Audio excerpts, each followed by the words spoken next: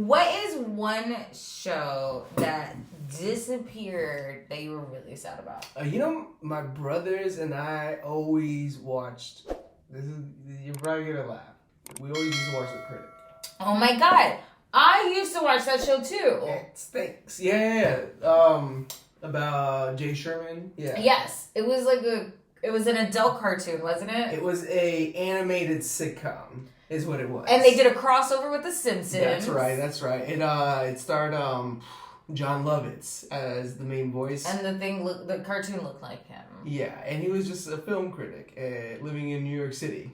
I'm going to say mine, and it's really embarrassing. What's that? I was such a huge fan of that 70s show. Yeah. That I was the one person who watched that 80s You gave it a shot. And I knew it was a bad show, but I was like, fuck it, I'm really a fan of that 70s show, and I want these people to succeed. Well, and then it didn't. Luckily, the actor, that guy, he succeeded. Yes, but... shout out. I'm the one person that watched it. And I'm sorry I couldn't save it. Do you remember what the premise was that was going on with them? That's for another time. We're going to talk about that offline. You guys don't want to hear about it. But we're gonna go offline with that. I'm Nicky Trendz. I'm Manny Oso. You guys are listening to Bubble Bath Stories. We're so happy to be back. What the fuck is happening with streaming services and television shows, and why? I mean, I predicted it a while ago. I said myself that there's gonna come a time where the streaming services are gonna equal the problems we had with cable. Ain't that the truth? And it's just it's more problems than that too. Absolutely. I mean, at least with cable, you could count on reruns. I mean, remember when On Demand was so crazy? Okay, let's bring it back. In case you guys have been living under a rock, then you would have heard about HBO and Discovery's merger. Yeah. And with that merger came a lot of cancellations. This happened last fall. Yeah. Isn't that weird? Yeah, it wasn't so long ago, right. But it's definitely been long enough for them to make tremendous changes. Absolutely. Here's the thing though, at least when a show got canceled, you had, DVDs, and you had on demand, and then maybe it would come out on Netflix. But now, in this case, the show disappears forever. Yes, into the void, if you will. Into the void. Isn't that the wildest shit? So basically, Warner Brothers. Who's actually in charge, by the way? It's Warner Brothers Discovery. AT&T is in HBO charge. is just a streaming service now. I'm gonna research that while you talk to you next week. So yeah, basically they made this whole blanket decision on a lot of upcoming and continuing shows and films that a lot of people were actually fans of and were anticipating. Major ones were huge head scratchers, Batwoman. Oh, Batgirl. Batgirl. Yes. And then you got the Gordita Chronicles that a lot of people have been talking about. The whole thing going on with Westworld. Oh my god. So anyways, let me tell you what show I got right now. Because this whole thing about shows being canceled and then shows being completely removed from viewable service. Well, if they're canceled, they're removed. Yeah, but it used to be that when a show got canceled, it would still be there in the streaming service to find. You can still see the first 2 seasons or so that it went through. Westworld is gone. As of this recording, in December of 2022. Was it December or January? It was December, yeah. December 2022. It was one of the ones that people really wondered, what's going on with that exactly. So they were supposed to do 6 seasons. I remember reading about this a while ago, that the creators planned on that.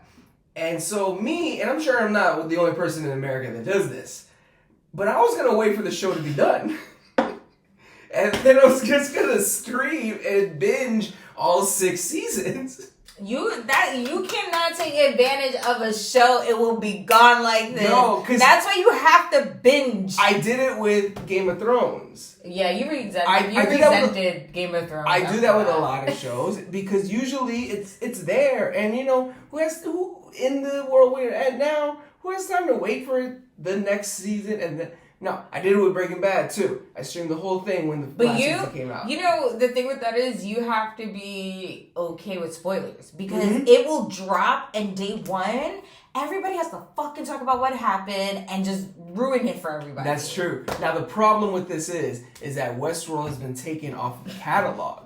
And so HBO, you can't watch it anymore. If you have not seen Westworld, it's done. Too late. You're never going to see it again, as far as we know. Where you going to get them DVDs at? Yeah. And so... Where do you buy Westworld DVDs at? That was the biggest head scratcher. There were a whole lot of shows, actually, that they canceled and that they removed from service. And there have been a lot of speculation about the reason that they were doing that. One of the ones that really got to me when I read about it is so that they don't have to pay royalties anymore on actors and creators. So check this out. David, Zaslav? He's the CEO. He's now the CEO. And he laid out all these changes for the newly formed company. Okay. And so with that, he basically told shareholders that he is going to find a way to save $3.5 billion. That seems like such a fake ass number. Yeah, just like a number that they're throwing out there, by the way. What happens is that they wind up only saving like maybe $3 billion during the third quarter. So they need a window. There's a window. And they're gonna save costs on synergy. Okay. It's literally in quotation marks. So basically, not only canceling them, but I'm talking about halting production. Like there's a series called Minx that are okay. I'm not even sure what it's about. I've seen it when streaming. I mean scrolling. I've seen the title available. Do you know what it's about? No, I don't. Look it up. Look it up. Anyway, before it's gone. Yeah, look it up. Our homeboy Jack Johnson's in it. I know that. So shout out to him. Shout out to Jack Johnson. But they announced that they were getting renewed for a second season. And then in the same breath, canceled the show while they were still filming the second, like they were just finishing the second season, which means that they didn't halt production. Because even when you halt production, everything's unfinished. But when you're allowing them to finish out what the script was laid out to be, like the whole series, it allows that to be able to be shopped around, if that makes sense. To other networks. To other networks or services or whatever. But also, it also gives hope that they are going to allow the second season to be shown at least. Yeah. So anyway, by doing that, they are saving millions of dollars annually because they don't have to pay royalties. And they're thinking about future money. And not only that, I'm going to clue you into something. When a production company is filming in a particular location, they get tax credits for that. Because basically what that is like the company is giving jobs to locals, which is helping the economy, which is helping that area. So you get tax credits. Yeah. Anytime that you're using a vendor or anything like that, you have to keep track. I had to do that for a job. I had to keep track of it. It's crazy. It's tedious as fuck. But they're also saving money. So they do all this shit and everybody's like getting off scot-free. Yeah. Like the CEOs are still making bad money And these people who are pouring their hearts and souls into these projects have nowhere where their projects live. That is so crazy. So you're absolutely right, because a lot of sorry for my rant. a lot of the things that they were coming out with are exactly in that position. Batgirl was completely done with production. Yeah. Like ready to distribute, ready to show, ready for you and I to sit down and watch. Like red carpet outfits ready. And someone made the decision to that, you know what? It would be a lot cheaper for us to not even release it than it would be to attempt to put it out and see how much money we could make. How long did it take to make that movie? I'm not sure. But it was a while. I feel like because it was like once they started making it, I'm not sure, probably a year or so. But it was in the works for a while. The attempt to make the show itself, I want to say at least 7-8 years. 7-8 years. Yeah. And, or more. I think what's also frustrating about that's the thing you got to understand about a lot of the superhero genre. They've been in the works for like 10, 12 years. And I think what's also frustrating with that is that everybody was really hyped because the girl playing Batgirl is Spanish. She's Latina. And how dope is that? Then the Gordita Chronicles, all Spanish cast. All of the main cast is Spanish. Or some type of Latin. And you don't think people are gonna be like, that's weird. Why'd you cancel those shows? Like, what? Why'd you cancel those shows? That is the first thing that came to mind to myself. Why was it so easy to get to decide which of these shows would go on the cutting board so quickly? Yet you haven't come out with any kind of plans on the new service that's going to be provided. I've been really myself a little triggered on that part, because I remember the whole fact that they had HBO Go and then HBOMax. Oh yeah, that was like. And when that happened, I had just purchased the service for HBO Go for the first month. I was like, what the heck, you know? So they actually have no plan on what's going to happen with the Discovery app, with HBO, and with the Warner Brothers film catalog. They don't know what the app is going to be called. They don't know what the app is going to be, what it's going to look like, or what it's going to flow like. One thing they do know, though, because it's already been reported, is that the price is going to go up. Now, this is nuts because HBO hasn't actually gone up in price historically since it's been HBO Go. And usually every streaming service goes up every single year, at least $1 or something. Yeah. This guy you were talking about, JB Perret, he said himself, we believe there's actually some pricing advantage for us on the ad-free service, and we can probably move north of where the prices are today. So okay with the price going up, has no idea what they're going to do with the service though. But whatever it is, we're going to charge you more. So I did look into what you asked earlier about how did they decide who was going to be on the chopping block. Okay. And basically, like everything else in life, it came down to the bottom line. Yeah. And so the shows that, let's use Westworld for an example, right? Supposed to be 6 seasons. The first season comes out, then it's like a 2-year in between instead of the second season. Mm-hmm. And then it then they had a halt production for 2 months. And, all of that adds up. And so what they said was that the overall price of what it cost to make that show, they weren't seeing back with viewership. Yeah. So they went from, I believe, 14 million views across all platforms to 4 million, which is 12 to 4, which you can't, the numbers don't lie. Like, that's a lot. And if people are losing interest, why are we spending so much money on this? That's true. So those are expensive shows. Bruh. It's a lot to... And not only that, but you have to factor in the money that you have to pay for the actors. And so that's where the royalties come in. Yeah. What they're saying is, if the show sits on the platform, we still have to pay for it. But if nobody's really fucking with it like they used to, then we cannot justify keeping it because it's costing us more than it's really bringing us. Which is not wrong.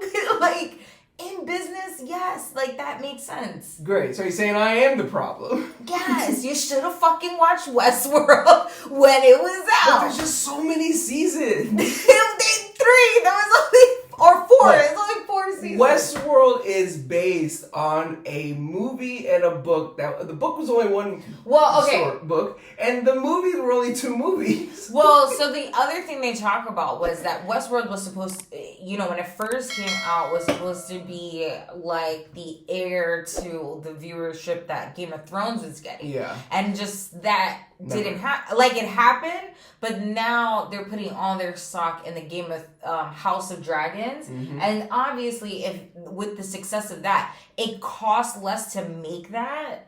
And across the board for all 10 episodes, it bought in 100 million viewers of some sort. But House of Dragons sucks. Oh, I mean, I'm not the only one who people do not like the show. His name is Manny Oso. Please direct your hate mail to. I mean, I'm sure there's people who like it, but I get it. At the end of the day, the numbers. It's the numbers. But also, I brought this up, right? Yeah. Because obviously, I'm like, this is fucked up.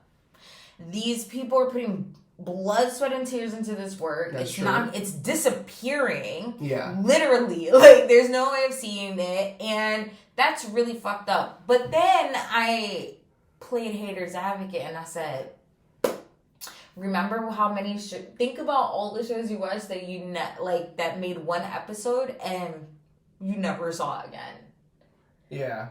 That's true. Prior to streaming, prior to that, think about how many shows only made one episode came out and then got canceled, or made a whole season and we never know what happened. There are a lot of shows out there that have been thrown into the void with us not even knowing. Yeah.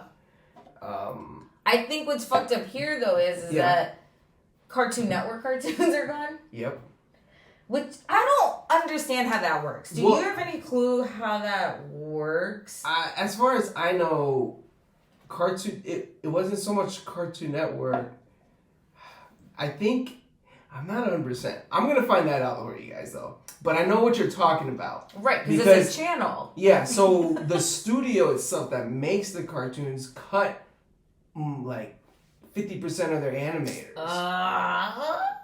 And so I don't think they own the rights to their shows. Oh. I don't think I used to think Cartoon Network was like a network. Obviously when I was a kid, I used to think it was its own thing. It's not? But it's been sold back and forth to different owners. Yeah.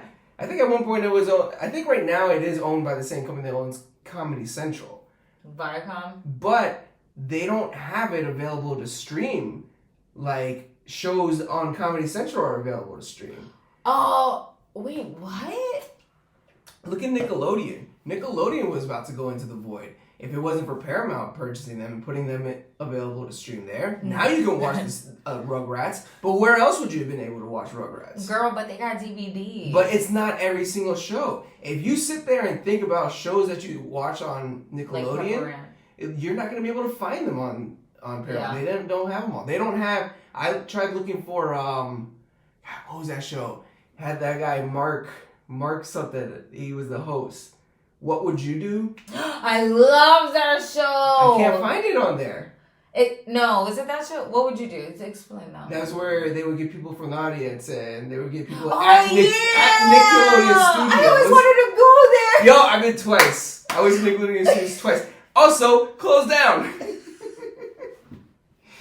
But what I'm saying is a lot. So I was saying earlier, I can't find the Critic available to stream anywhere because whoever owns the streaming rights to it, isn't putting it out. But it makes sense when you say about the numbers because if it's summer 2022 and I've got nothing to do this week in the middle of June and I say, okay, I want to watch The Critic now, It costs a lot of money to put that stuff on streaming services. Yep. For one person to want to watch. Yeah. I mean, think about all the shows that are on Netflix that you are like, oh, I want to watch it, and you never watch. Think about how long that's been sitting there. That little cord that's connected to the back of your TV. I mean, it doesn't just run for free. Yeah. All these things, like you can't. There's a lot of shows that when I read these articles about what's going on, there's a lot of shows like on Netflix, like you just said, that I never sat down and watched, and I'm not surprised. What if they are gone all of a sudden? Like, it costs money to keep them on there, and then for them to add more that we're not even watching. I mean, but it also just shows you it doesn't matter. Like, Westworld was getting HBO Emmys. Yeah. Okay? And, like, this just shows you, like, it really fucking does it. It's always going to be about the bottom line. Mm-hmm. It has nothing to do with the fucking story. It has to be about what's drawing people in and, like, making them stay. But then the question is, how can a show develop like that? I guess you as a creator, it makes you wonder who's the best to go with as well. Yeah. You know? Because I hear a lot of creators like working with Amazon because there's so much money. Mm-hmm. Then there's creators who like working with Disney because they let you do anything, because they don't say no to stuff, because they believe in everything. They believe you can literally make any kind of movie. We believe in you. No, like that's who was saying that? Robert Downey Jr. was saying he loved it because they just believe in creativeness, you know. And I guess it depends on what you're going for. But when you see great shows get canceled, it makes you wonder why to go to HBO. Yep. As a creator, if you got a great idea and you have them, and you could go to anyone, why not go to Amazon? Where they're just going to give you the money to do it. I read this tweet that I hope I bookmarked it, but I read this tweet that was basically, you know, this woman was saying you can tell when someone has sold a screenplay versus somebody who is starting out, because when you read the script, they're not thinking about a budget. They're thinking anything is possible. And somebody who has sold screenplays before is really honed into what is possible production-wise. And they said that if you can't tell your story without all of that, or without really thinking about what the budget's going to look like, how it's going to look, you should just write novels where it's an endless imagination and you can run wild. And I was like, that makes a lot of sense. So it's like, great story you got. How are you going to film a war in the desert on a $100,000 budget, though? Yeah, no, exactly. Yeah. That is so true. Great story, though. Next. Oh, you got a baking show? Let's do it. Oh my, but think about how many cooking shows there are. Because it's fucking shout out easy to Mikey Day. Shout out to Mikey Day. Is it cake? I gotta say, that was a good show, though. It surprised me how good it was. Cringy as fuck. I think I'm just most sad that, you know, these people that are creating, you know, their creations are really just kind of disappearing into the void. And I think that even for the actors, the writers, all the people behind the scenes and all that, you know, it just kind of sucks that something you work really hard is just like really boiled down to money. No matter what, it's always going to be about that. And I hope that all these creators whose shows got canceled, you know, not the big names, y'all gonna be okay. I'm talking more about the people starting out who you know, like their first shows got canceled. I really can't wait to see what else comes out. As a viewer, it really sucks, because you yourself would say, like, I can't imagine a show like Breaking Bad ever being removed, you know? However, a show like Westworld, since so many people loved it, you can't really talk to anybody about it. It's not like I could ever say, you should watch it. You should watch it. You can't say you should watch it. It's a really good show. You should watch it. You should watch it. Not that you can. When you have COVID, you should watch it. But got nothing else. But that makes me think, like, no show is safe. No, it's not. If a show like that can be removed, then a show like Breaking Bad can be removed. A show like Game of Thrones. A show like Seinfeld. You know, oh my God, yeah. anything could go into the void and thrown in there, and then it's like we have no one to talk to about it. Yeah. And the whole point we all watch the same shows is so that we can talk to each other about it, right? So that we can make the jokes to get it. Like, I'm over here thinking 10, 20 years in the future, somebody's gonna have a great film about a robot and a man being friends, right? And someone's gonna be like, "Oh, where'd you get the inspiration for this?" There's this great show that was out a while ago. It's called Westworld. You never heard of it, I know. You can't watch it. You can't watch it. It doesn't exist anywhere. Yeah. Well, we could talk about this for hours, but that's not what this podcast is about. If you guys, well, first I want to know from you what show you watched that disappeared forever that made you sad. I do want to hear that from you guys. I want to know what show from HBO and these that are gone that really hit you. Right here in the heart. Yeah. Corazón. And also, did you get to see Westworld? Tell me what happened. I gotta rely on Wikipedia now. And we can have all these conversations. You can answer all these questions on TikTok, Facebook, Instagram, YouTube, at Bubble Bath Stories, where you can keep up with the head Duckies in charge. You can find me, I Got No Time For This, on IG. And you can find me at Nicky Trendz on Instagram. And if you guys are looking for some dope merchandise to support your favorite podcasters, you can go to our website, bubblebathstories.co. Until next time. Bye.